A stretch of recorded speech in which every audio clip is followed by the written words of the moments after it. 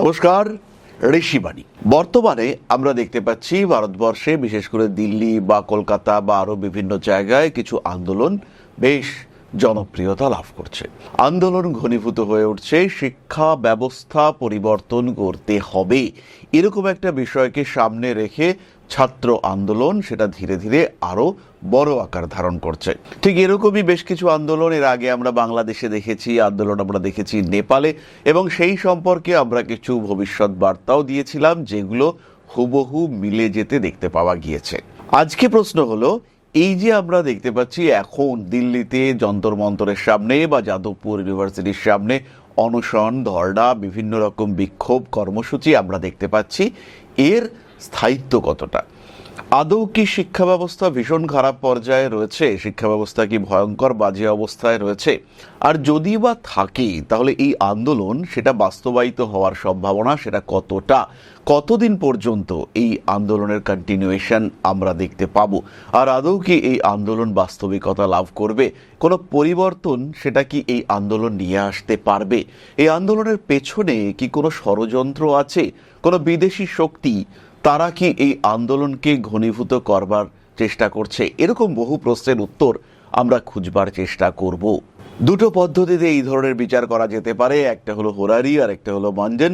তো আমরা mundane astrology বা মেদিনী জ্যোতিষের দিকে যাব না, আমরা হোরারি অ্যাস্ট্রোলজির কাছে সরাসরি প্রশ্ন করব কি বলছে হোরারি জ্যোতিষ। প্রথম কথা, আমরা খুঁজে বার করবার চেষ্টা করি অ্যাস্ট্রোলজিক্যালি যোগ কতটা রয়েছে এই আন্দোলনের। আন্দোলনটা কি জাস্টিফাইড? আন্দোলনটা কি হওয়ার ছিল? একদম ঠিক, একটা জটিলতা সৃষ্টি হওয়ার ছিল, কিন্তু প্রশ্ন হলো কেন এই জটিলতা? কারণ হলো একটাই, মঙ্গল বৃষ রাশিতে প্রবেশ করেছে। জুন মাসের 20 তারিখে মঙ্গল বৃষ রাশিতে প্রবেশ করেছে, তার উপরে সরাসরি শনিদেবের দৃষ্টি পড়েছে, এবং এই অবস্থায় এই আন্দোলন যথেষ্ট ঘনীভূত হতে শুরু করেছে 28 জুন থেকে।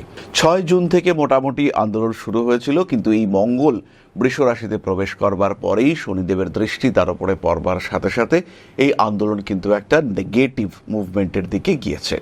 তাহলে এই আন্দোলনের বাস্তবিকতা ছিল, এই আন্দোলন একটা ঘটতো, এই আন্দোলন আমরা এক্সপেক্ট করতে পারি। পরবর্তী প্রশ্ন হলো, সত্যি সত্যি কি শিক্ষা ব্যবস্থা ভারতবর্ষে একদম ভেঙে পড়েছে, বা এই মুহূর্তে শিক্ষা ব্যবস্থার স্থিতিশীলতা কতটা? এবার আমরা আবার প্রশ্ন করব লগ্ন থেকে। এই সময় যখন আমি প্রেডিক্ট করবার চেষ্টা করছি, সেই সময় কন্যা লগ্ন এবং তুলা রাশি। লগ্নের একাদশে রবি এবং বৃহস্পতি, এদেরকে একত্রে দেখতে পাওয়া যাচ্ছে। তাহলে আমি যদি প্রশ্ন করি শিক্ষা ব্যবস্থা কি খুব খারাপ হয়ে রয়েছে? না, রবি এবং বৃহস্পতি, তুঙ্গ বৃহস্পতি পুষ্যা নক্ষত্রে অবস্থান করে রয়েছে, আর এই অবস্থায় শিক্ষা ব্যবস্থা কিন্তু ভেঙে পড়ার মতো কন্ডিশনে নেই, বা শিক্ষা ব্যবস্থা ভয়ঙ্কর খারাপ নয়। তবে অবশ্যই শিক্ষা ব্যবস্থার একটা পরিবর্তন দরকার, কারণ আমার প্রশ্ন লগ্ন সাপেক্ষে 6th হাউসে রাহুর অবস্থান রয়েছে, আর এই পরিবর্তন আসবে, এই বিষয়ে কিন্তু কোনো সংশয় নেই। কিন্তু শিক্ষা ব্যবস্থা একদম বিধ্বস্ত হয়ে রয়েছে বা ভীষণভাবে কারাপ্টেড, সাংঘাতিক কারাপশন, এরকম কিন্তু নয়, কারণ এই সময় একাদশে আমরা বৃহস্পতিকে দেখতে পাচ্ছি। তাহলে এবার প্রশ্ন আসবে, এই যে আন্দোলন হচ্ছে, এই আন্দোলনের গতি প্রকৃতি কোন দিকে যেতে পারে, কি ঘটবে? বিভিন্ন পলিটিক্যাল পার্টি, তাদের চতুর ব্যক্তিত্ব যারা মূলত বিরোধী হয়ে রয়েছেন, কখনো আম আদমি পার্টি, কখনো কংগ্রেস পার্টি, এরা বিভিন্নভাবে এই যে মব, এই যে জন আন্দোলন, এটাকে কাজে লাগাবার চেষ্টায় নেমে পড়েছেন। কেউ কেউ বলছে এখানে ফরেন ফান্ডিংও রয়েছে। যাই হোক না কেন, কিছু একটা জটিলতা তো সৃষ্টি অবশ্যই হয়েছে। প্রশ্নটা হলো, এর পরে কি ঘটতে চলেছে? 26শে জুলাই শনিদেব বক্রী হচ্ছেন, তারপরে কি ঘটতে দেখতে পাওয়া যাবে? 26শে জুলাইয়ের পর থেকে এই আন্দোলন কিন্তু আরেকটু বেশি স্ট্রং রূপে দেখতে পাওয়া যাবে, এবং এর ফলে একটা আভ্যন্তরীণ কোলাহল সেটা চরম আকার ধারণ করবে। কিন্তু এরই সঙ্গে সঙ্গে দুটি ঘটনা ঘটবে। 1 আগস্ট শুক্র চলে আসবে কন্যা রাশিতে, আর তার ঠিক পরেই 2রা আগস্ট মঙ্গল সরে আসবে মিথুন রাশিতে। তাহলে 26শে জুলাই থেকে শুরু করে 2রা আগস্ট পর্যন্ত এই আন্দোলনের স্ট্রেস, এই আন্দোলনের প্রেশার সেটা কিন্তু বাড়বে। তারপরে অতি সহজভাবে এই আন্দোলন কিন্তু সমাপ্ত হয়ে যাবে। এই আন্দোলন ধীরে ধীরে প্রশমিত হবে। কয়েকটি দিক থেকে এই আন্দোলন প্রশমিত হতে আমরা দেখতে পাবো।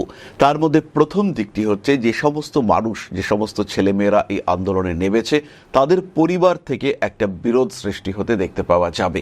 তারা কিন্তু ধীরে ধীরে এবার ফিরে আসবে।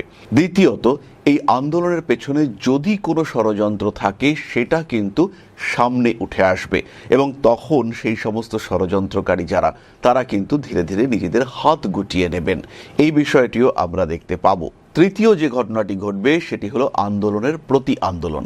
একাদশে রবি এবং বৃহস্পতি অবস্থান করে থাকবে এবং সেই সঙ্গে সঙ্গে শুক্র যেই মুহূর্তে কন্যা রাশিতে প্রবেশ করবে একটা প্রতি আন্দোলন অর্থাৎ অ্যান্টি অ্যাক্টিভিস্ট মুভমেন্ট এটা আমরা সৃষ্টি হতে দেখতে পাবো এবং তার ফলে ভারতবর্ষ কিন্তু এই সমস্যা থেকে আবার মুক্তি পাবে। সুতরাং জ্যোতিষীয় মতে এই সমস্যা কিন্তু স্বল্পকালীন।